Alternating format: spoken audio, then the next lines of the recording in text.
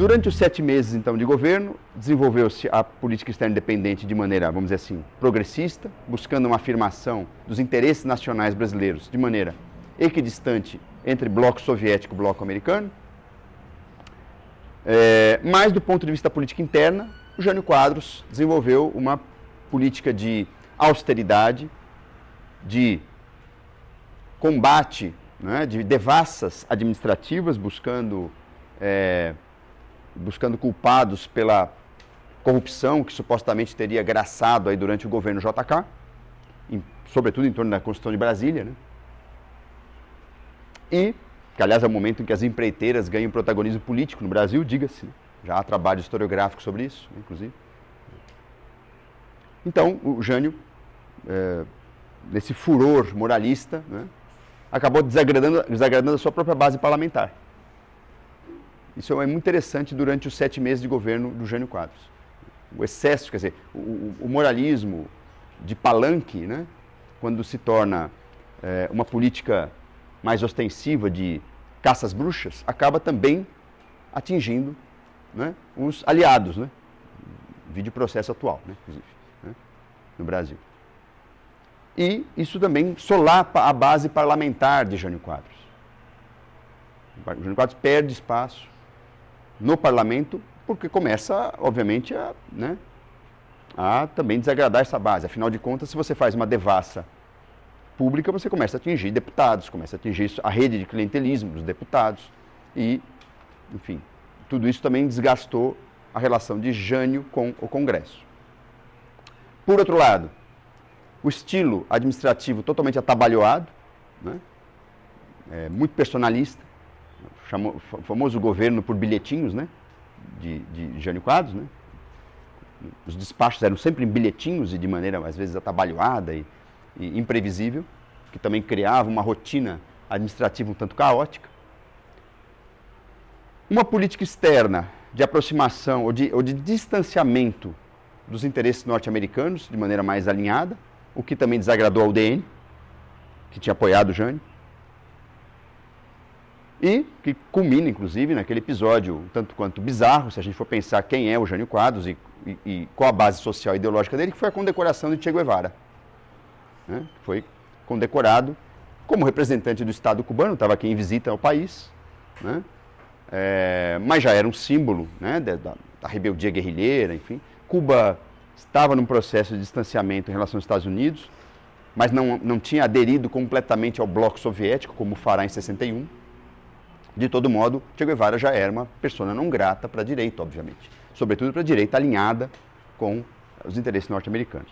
Então, a condecoração de Che Guevara, um pouquinho antes da renúncia, inclusive, né, é a gota d'água do distanciamento para, enfim, confirmar o distanciamento da UDN em relação a Jânio Quadros. Jânio Quadros vinha de um pequeno partido, PTN, um partido pequeno, partido que não tinha base parlamentar, precisava da UDN, precisava do PSD que ele atacava sistematicamente, posto que ele atacava JK, que era o principal quadro do PSD. Então, tudo isso explica por que esse governo vai perdendo espaço e a historiografia e a crônica política concordam, né, vamos dizer assim, na explicação para a renúncia de Jânio Quadros, em agosto de 61. Que explicação é essa? Bom, isolado politicamente no Congresso, o Jânio tenta dar um autogolpe. Essa é a explicação historiográfica hegemônica e a crônica política também acaba confirmando isso, não só a historiografia. Que autogolpe era esse? Ora, eu renuncio, o meu vice-presidente é comunista, o exército não deixa ele tomar posse, eu volto com plenos poderes. Um pouco, é claro, então, é que eu estou simplificando, mas um pouco é assim que a crônica explica esse ato imprevisível que foi a renúncia de Jânio Quadros. Que, aliás, no dia 25 de agosto de 61, dia do soldado, né, simbolicamente. Bom, e efetivamente a primeira parte do plano deu certo. A junta militar, os ministros militares, imediatamente já declararam, logo depois da renúncia, que o vice era inviável. O vice não tomaria posse. Bom, aí tem um problema que é, enfim, a Constituição dizia que o vice tinha que tomar posse. Então, a fala dos militares era anticonstitucional, o que acabou dividindo a classe política e dividindo o próprio exército, num certo sentido, entre legalistas e golpistas.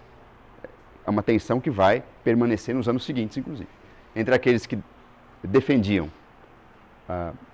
o respeito absoluto à Constituição e aqueles que defendiam uma política mais pragmática de intervenção, sobretudo no Poder Executivo, independente da Constituição. Então a primeira parte do suposto plano de Jânio Quadros deu certo. Os ministros militares disseram, não toma posse. A segunda parte, não. Ou seja, o apelo ao retorno do presidente renunciante, né, não deu certo. Né? Na verdade, a solução que foi buscada não levou em conta, não tratou da possibilidade da volta de Jânio Quadros, que a partir daí, inclusive, caiu num ostracismo político muito grande. Isso é curioso. Né? Essa pecha da renúncia. A renúncia foi um ato que criou uma espécie de sombra em torno de Jânio Quadros e, em grande parte, acabou com a sua carreira política. Quer dizer, ele só voltará em 1985 como prefeito de São Paulo, né? Eleito como prefeito de São Paulo. Depois ele foi, inclusive, cassado pelo regime militar, né? Curiosamente, apesar de ser um homem ligado à direita. Aliás, o regime cassou muitos políticos do chamado populismo de direita. Né? Interessante, Adhemar de Barros, Jânio. Né? Nós vamos ver isso na próxima aula, por que o regime militar tem essa atitude também com a direita, né? Embora fosse um regime de direita. E isso criou toda uma aura, né, em torno de Jânio Quadros como um político irresponsável, né, um sujeito que deixou o país à beira de uma guerra civil. É interessante que essa pecha se colou, e o que eu tenho uma hipótese, inclusive, que explica por que nenhum outro presidente renunciou na história desde então. O tema da renúncia presidencial vai ser um tema tabu na crônica política brasileira, vai ser nas práticas políticas brasileiras, sobretudo de cargos executivos. Vocês podem notar que, a rigor, não houve uma renúncia. Né? Houve queda de presidente, houve impeachment, né? Morte prematura, houve de tudo nesse país, mas renúncia não teve mais. Né? Isso é interessante. Né?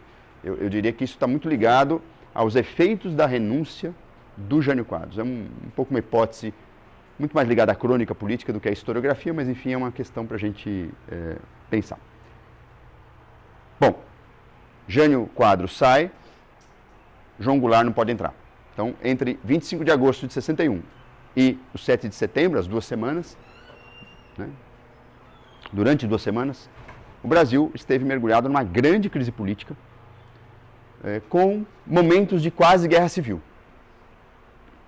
Por que guerra civil? Bom, primeiro, a esquerda se mobilizou e falou, e disse, e defendeu, o vice tem que tomar posse, porque assim manda a Constituição.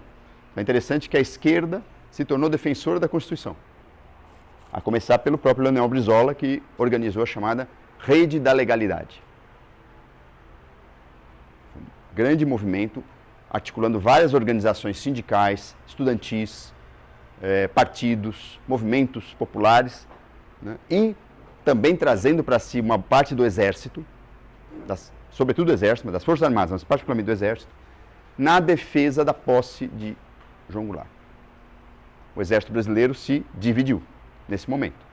Aí, principalmente com o terceiro Exército sediado no Sul, um exército tradicionalmente muito poderoso, muito influente, defendendo a solução legalista. Uma parte dos generais manteve a posição golpista, ou seja, não toma posse. E com ameaça até de bombardeio, por exemplo, do Palácio Presidencial, do Palácio do Governador em Porto Alegre. Houve momentos de tensão bastante grande. Houve distribuição de armas à população, umas armas que, segundo a crônica, também eram mais... não iam conseguir dar tiro de tão velhas, mas enfim.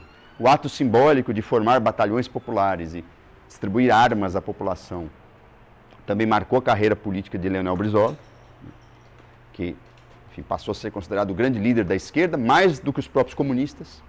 Né? Interessante isso. Leonel Brizola não era um comunista, era um nacionalista de esquerda. ligado à ala mais esquerda do trabalhismo, mas não era um comunista, propriamente. No entanto, ele era visto à época como mais radical, né? Interessante essa dança das cadeiras à esquerda, né? Em termos de quem está mais à esquerda, né? Sempre uma questão. E a solução passa a ser o quê? Um novo arranjo constitucional. Que vai propor o quê? Proposto sobretudo pelos liberais, capitaneados pelo Tancredo Neves, avô do rapaz muito famoso, o senhor senador, né?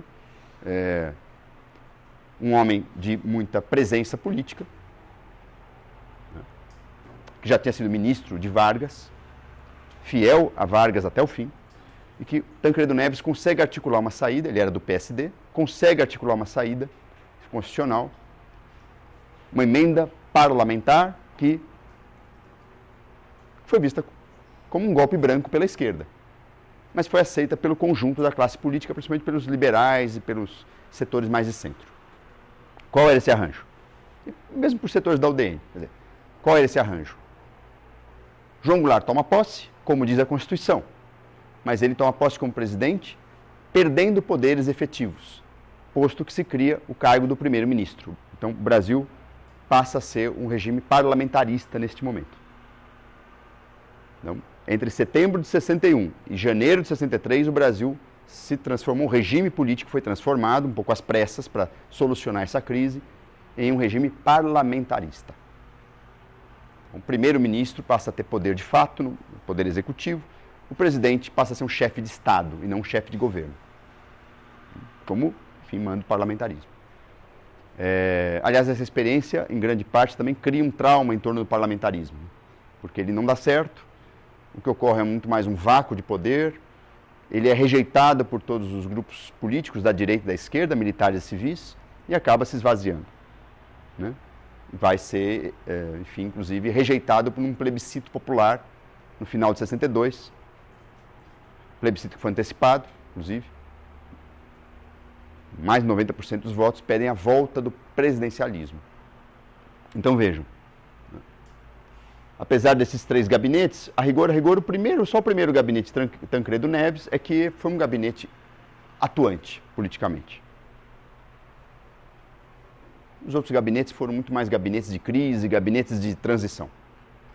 Então, o período do parlamentarismo, setembro de 61, janeiro de 63, foi rejeitado, houve uma recusa geral. Um dos poucos consensos políticos à época era a recusa do parlamentarismo como solução política. Isso é interessante. O parlamentarismo até hoje tem uma grande dificuldade de ganhar adeptos no Brasil, na classe política brasileira. Não há, quer dizer, o parlamentarismo está muito ligado ao império, à monarquia. Mas na república ele nunca teve efetivamente adeptos. O presidencialismo aqui sempre foi muito forte, embora alguns autores, alguns cientistas políticos apontem que o nosso presidencialismo tem marcas parlamentaristas, à medida que é um presidencialismo de coalizão. Ou seja, ele precisa do parlamento, sobretudo em momentos mais liberal-democráticos da nossa história republicana.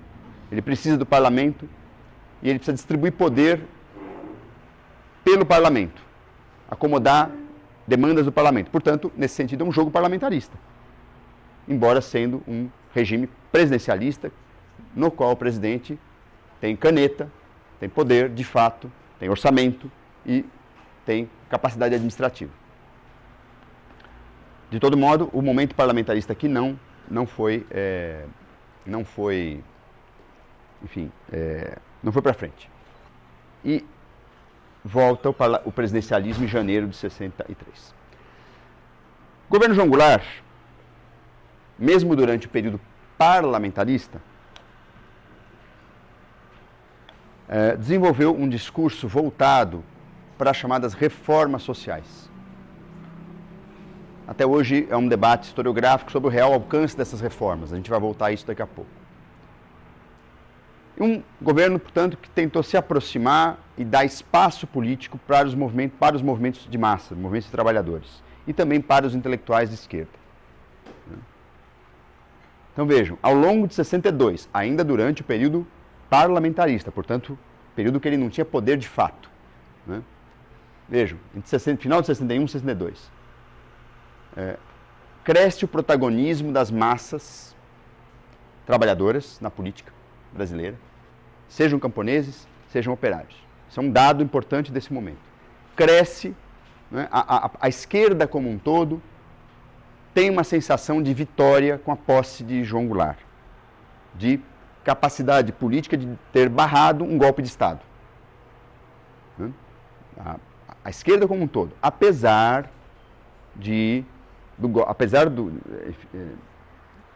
da denúncia de que a posse em condições de parlamentarismo seria um golpe branco. A esquerda critica os termos da posse, mas ao mesmo tempo cultua uma sensação de vitória por ter barrado o golpe de Estado, e que efetivamente barrou. A mobilização popular impediu o golpe de Estado planejado, que era impedir a posse de João Goulart e estabelecer um governo tampão comandado por uma junta militar. Então, houve a mobilização impediu esse tipo de solução e exigiu um outro arranjo. Então, em 62, é um momento também de protagonismo, de afirmação das correntes de esquerda no país. Seja no campo artístico, seja no campo intelectual, seja no campo político. Era uma afirmação que, repito, já vinha desde o final dos anos 50, mas que em 62 se fortalece. 61, 62. A leitura de que João Goulart era um presidente que pelo menos teria interesse em fazer uma reforma social e política no país, cresce, né? E se reforça com o lançamento, em maio de 62, das chamadas reformas de base, que é a palavra o slogan que sintetiza o governo João Goulart. É um governo num discurso em Volta Redonda, né, cidade icônica para a história do varguismo, né, lugar da usina siderúrgica, que é carro-chefe da industrialização pesada no Brasil. João Goulart lança a ideia das reformas de base. Nós vamos ver daqui a pouco o que significa isso. Que era um conjunto de reformas sociais, políticas e econômicas para confirmar, para fazer avançar o desenvolvimento econômico e social no Brasil. Esse era o mote das reformas. Havia uma série de leituras de que o Brasil tinha entraves estruturais para o seu desenvolvimento, por exemplo, concentração de terra, falta de crédito, sistema tributário injusto, excesso de dependência do capital estrangeiro. Ainda bem que, inclusive, tudo isso passou, né? Um outro país que temos hoje, né? Mas, enfim, a época era que tudo isso entravava o próprio desenvolvimento capitalista autônomo do país. Isso é interessante. Além do desenvolvimento social como um todo, né? Lembro que, nesse conceito de desenvolvimentismo, né, crescimento não significa desenvolvimento. Crescimento econômico é fundamental para o desenvolvimento, mas não necessariamente crescimento econômico implica em desenvolvimento social como um todo, de maneira sustentada. Essa é uma questão teórica que até hoje se discute na economia, embora hoje o foco no crescimento seja maior do que no desenvolvimento, né? Sobretudo no campo do debate econômico. Muitos economistas mais liberais consideram esse tema do desenvolvimento um tema que é derivado do crescimento. E se ele for anunciado de maneira autônoma, ele é um mero populismo econômico. Mas o fato é que reformas de base então procuravam destravar, né, os entraves, os limites ao desenvolvimento econômico e ao próprio crescimento econômico do país, inclusive em termos capitalistas. Isso é interessante. Quer dizer, reformas de base não tinha embutida nessa agenda uma transição para o socialismo. Isso não está em nenhum momento colocado. E sim, o foco era muito mais uma distribuição de riqueza. Se isso ia ser viável ou não ia ser viável, vamos discutir daqui a pouco, né? O fato é que na agenda era isso que se colocava. Bom, a esquerda como um todo apoiou, né, reformas de base. Os comunistas apoiaram por quê? Porque na visão etapista, aí sim, né, na visão que a gente viu aqui na aula do professor Jean, na visão etapista de construção do socialismo, a Revolução Nacional Democrática era a etapa fundamental para viabilizar um futuro socialismo no país. Então, os comunistas viam nas reformas de base o germe dessa revolução nacional democrática anti-imperialista. Era assim que aparecia nos documentos comunistas da época. Os trabalhistas, mais à esquerda, fortemente nacionalistas, viam nas reformas de base a afirmação de um capitalismo nacional autônomo, que iria cortar os laços excessivos de dependência com o exterior, sobretudo com o capital norte-americano. E, no geral, os setores de esquerda viam nesse momento, né, uma possibilidade de, efetivamente, o país dar um salto, né, no crescimento, no desenvolvimento, na distribuição de riqueza e na própria democracia, radicalizando, né, vamos dizer assim, um projeto democrático. Até porque entre as reformas de base estavam, por exemplo, estava a reforma política, que procurava, por exemplo, viabilizar o voto dos analfabetos. Bom, em 62 também temos o surgimento do CGT, Comando Geral dos Trabalhadores, ligado ao Partido Comunista, que era visto pelos setores mais liberais e mais à direita como um espaço de subversão, de efetivamente criação de uma república sindicalista. Até a sigla era a mesma do peronismo, né? Embora aqui fosse ligada ao comunismo. E também o tom nacionalista das reformas e a presença, o protagonismo da esquerda em 62 acende aí a luz amarela, a luz de alerta para o governo norte-americano. Quer dizer, e aí é uma questão que a historiografia vem trabalhando atualmente. Aí eu cito, por exemplo, o livro do Carlos Fico, né? Se vocês quiserem também ter um pouco mais de detalhe nessas análises, o Grande Irmão, né? Que, enfim, analisa o papel dos Estados Unidos no processo de desgaste do governo Goulart. Então vejam que tem uma crise interna se avolumando, o Brasil está num momento economicamente difícil, politicamente difícil, por uma dinâmica interna, mas também tem um alerta, né, nesse jogo da Guerra Fria, né, e um tipo de ação política que vem dos Estados Unidos, sobretudo, e que passa a ver no governo João Goulart um inimigo político em potencial, um inimigo do Ocidente.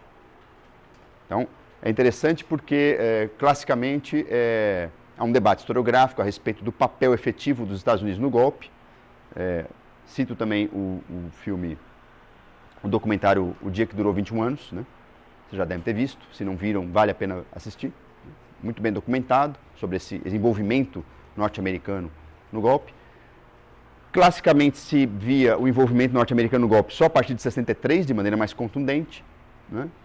Mas os documentos recentemente liberados, inclusive gravações que envolvem o John Kennedy, né, com seu secretário de Estado, mostram uma preocupação do governo Goulart muito anterior à radicalização da situação política, à crise final do regime.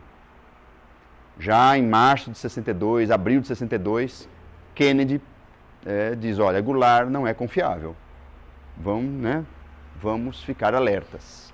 E há uma pressão americana para, inclusive, impedir a sanção da lei de remessa de lucros, que já tinha sido aprovada, estava na gaveta. Resolver problemas ligados à expropriação de empresas americanas, principalmente feitas pelo Leonel Brizola, no Sul. E muito preocupado, os Estados Unidos também muito preocupados com a política externa independente no Brasil, que se aproximava ou dos chamados não alinhados, né, ou dos países comunistas. Então, já em 62, por exemplo, nas eleições de 62, em outubro de 62, né, há um grande envolvimento norte-americano da CIA, né, no financiamento de políticos de direita no Brasil. Quer dizer, esse envolvimento ele é comprovado documentalmente, né? Ainda não existem pesquisas e bem documentadas, pelo menos, sobre o envolvimento soviético nesse processo. Isso é um tema muito interessante. Quer dizer, o grau de envolvimento soviético na situação política brasileira. O grau de envolvimento norte-americano é comprovado, é documentado e já tem sido muito analisado. Tá? Salvo engano, a CIA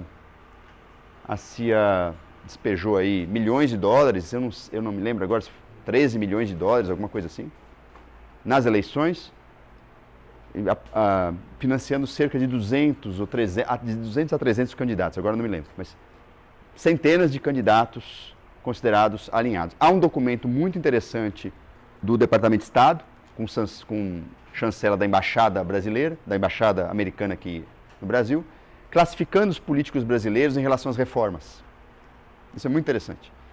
Né? Para dizer, olha, você tem então uma extrema-direita muito conservadora que não quer reformas. Você tem uma extrema-esquerda, né, revolucionária que quer reformas anti-americanas. Eles usam esse termo, né, que enfim, colocam em xeque nossos interesses, eles dizem isso. Né? Portanto, é preciso que a gente escolha candidatos que sejam abertos a reformas capitalistas, que não sejam excessivamente conservadores, porque também não interessava para o capitalismo, para o desenvolvimento capitalista, você ter um sujeito que defende o latifúndio improdutivo até o fim, até a morte, isso não interessa para o capitalismo. Né? Mas também, né, precisamos, né, apoiar candidatos que defendam a livre iniciativa, o ocidente cristão, né, que tenham claramente uma atitude anticomunista. Então, esse documento classifica, salvo engano, em 6 tipos os políticos, os candidatos, e sugere votos, sugere apoios. Né? Esse apoio vem em forma, inclusive, clandestina, via dinheiro da CIA. Né? Isso é documentado. Inclusive, o Kennedy reclama do custo das eleições brasileiras. Interessante, né? Já naquela época era uma questão. Né? O Kennedy fala, nossa, como é caro, né? Como é caro eleger alguém no Brasil, né? Então é interessante que é um tema tão atual e tão, né, já desta época. Né? Custo das eleições e os americanos reclamando, inclusive. Né? Obviamente esse dinheiro chega no Brasil, via, sobretudo, entidades, né, que são portas para chamadas operações encobertas, que é o jargão que o serviço de espionagem usava, né, para ajudar a interferir na política interna dos países. E 2 dessas entidades são muito importantes, o IPES, Instituto de Pesquisas e Estudos Sociais, e o IBAD, Instituto Brasileiro de Ação Democrática. Mais ação do que democrática, mas tudo bem. Né? O IPES e o IBAD, que o cientista político René Dreyfus chamou de complexo IPES-IBAD, vai articular os interesses empresariais, né, do grande capital brasileiro, do grande capital internacional, junto com interesses do capitalismo internacional. Essa tese surge no começo dos anos 80, focando no chamado complexo IPES-IBAD como os reais protagonistas do golpe de Estado. Quer dizer, muito mais importantes, no certo sentido, que as próprias Forças Armadas que deram a estocada final no governo. A conspiração, na visão do René Dreyfus, é muito mais empresarial, né, que tem o apoio militar, o apoio dos políticos tradicionais, mas ela é fundamentalmente empresarial. É ela que vai desgastar o governo João Goulart e concentrado em torno do IPES-IBAD. Apesar de tudo isso, o PTB dobrou sua bancada. Veja que interessante. Apesar de todo o esforço, uma eleição muito polarizada, o Partido Trabalhista Brasileiro, que defendia reformas, que defendia o nacionalismo econômico, dobrou sua bancada. Então é interessante, lembrando da aula passada, havia uma crescente identificação de uma grande parte do eleitorado urbano, operário, com o PTB, que foi, obviamente, interrompida com o golpe.